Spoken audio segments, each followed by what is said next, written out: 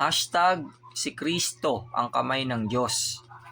Sabi pa ng iglesyang nasa barangay Kadiliman ay si Kristo daw yung tao na papatungan ng kamay diyan sa awit 80:17. Papanong si Kristo yan? Si Kristo nga yung kamay na ipapatong dun sa tao eh. Si Kristo kasi ang kamay ng Diyos eh. Sa pamamagitan ni Kristo na kamay ng Diyos, ay nilalang ng Diyos ang langit at lupa, pati ang tao. Si Kristo rin ang larawan ng Diyos. Ang lahat ng mga bagay ay nilalang o ginawa sa pamamagitan ni Kristong kamay ng Diyos na makapangyarihan. Kaya nga hindi tao yun eh. At alam nyo ba na inilabas ng Diyos sa Ehipto ang Israel sa pamamagitan ng makapangyarihan niyang kamay na si Kristo? Now you know. Basa Biblia. Jeremias 32:17. Panginoong Diyos, narito, iyong ginawa ang langit at ang lupa sa pamamagitan ng iyong malaking kapangyarihan at sa pamamagitan ng iyong unat na kamay. Walang bagay na totoong napakahirap sa iyo. Henesis 1:26.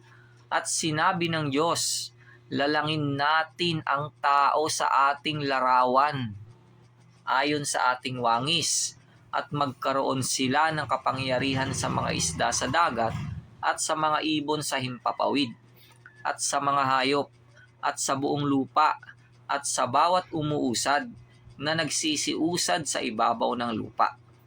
Kolosas 1:15-16. Na siya ang larawan ng Diyos na di nakikita, ang panganay ng lahat ng mga nilalang, sapagkat sa Kanya nilalang ang lahat ng mga bagay sa sangkalangitan at sa sangkalupaan, na mga bagay na nakikita at ang mga bagay na di nakikita, maging mga luklukan o mga pagsakop o mga pamunuan o mga kapangyarihan.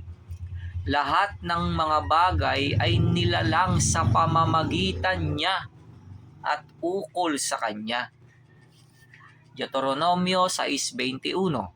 Ay iyong ang sasabihin sa iyong anak, kami ay naging mga alipin ni Faraon sa Ehipto, at inilabas kami ng Panginoon sa Ehipto sa pamamagitan ng makapangyarihang kamay.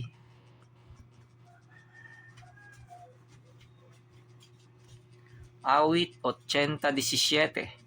Mapatong nawa ang iyong kamay sa tao na iyong kinakanan, sa anak ng tao na iyong pinalakas sa iyong sarili.